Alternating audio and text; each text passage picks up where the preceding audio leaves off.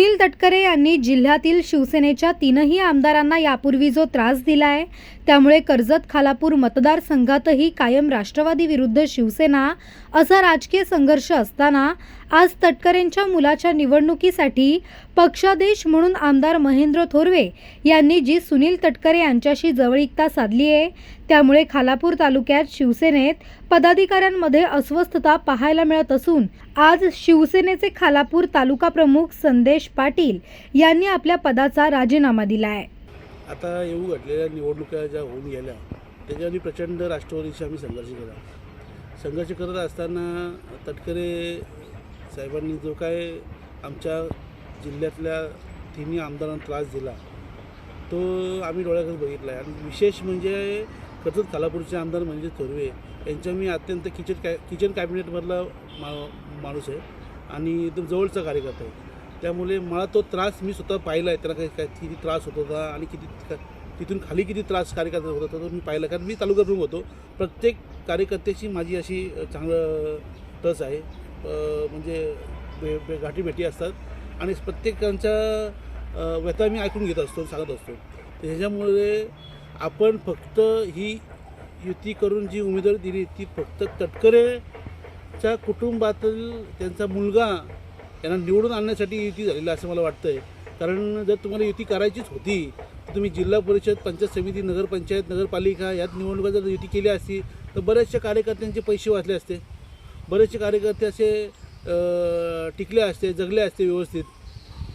जी काही जमापुंजी एखादा कार्यकर्ता जमवतो आणि नंतर तो निवडणुकीमध्ये अशा संघर्षातून घालवतो ती खूप मोठी खेदाची गोष्ट असते।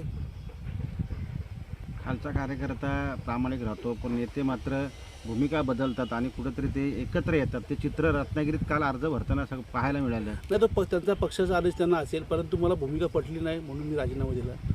ज्या तटकरेंनी एवढा संघर्ष करायला लागला आणि संघर्ष मिळवत प्रत्येकाला आमदार व्हायला लागलं। तटकरेंचा छुपा पाठिंबा हा या कर्जत मतदारसंघामध्ये सुद्धा होताच ना।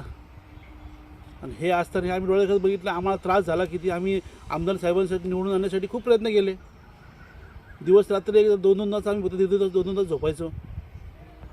हे पाहत असताना आम्ही कसं काय एकत्र येऊन त्यांचा प्रचार करायचा, हे कदापि शक्य नाही।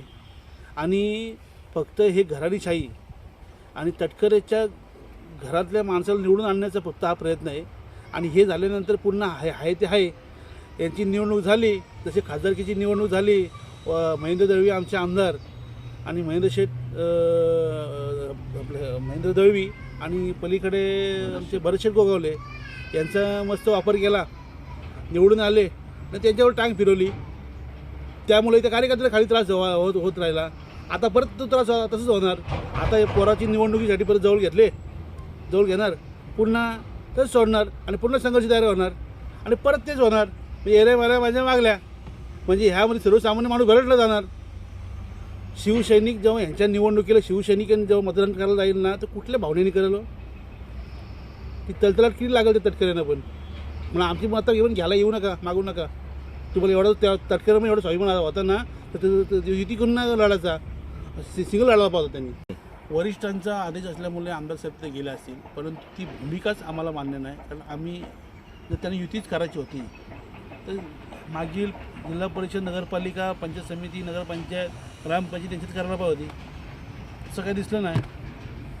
ह्या पट्ट्यामध्ये आम्ही विरोध लढलो, त्या पट्ट्यामध्ये भाजपच्या सोबत ते लढले, यावेळी आम्ही भाजपसोबत लढलो उत्तर दक्षिणमध्ये। राष्ट्रवादी आमची विरोध होती कायम। आणि तो होणारा त्रास आणि झालेला त्रास उघड्या डोळ्याने आमदार महेंद्र थोरवे यांच्यासोबत मी होतो राहणार आहे। परंतु जो त्रास होत होता तो मी डोळ्याने बघत होतो, त्यामुळे ती भूमिका मला मान्य नाही म्हणून मी राजीनामा दिला।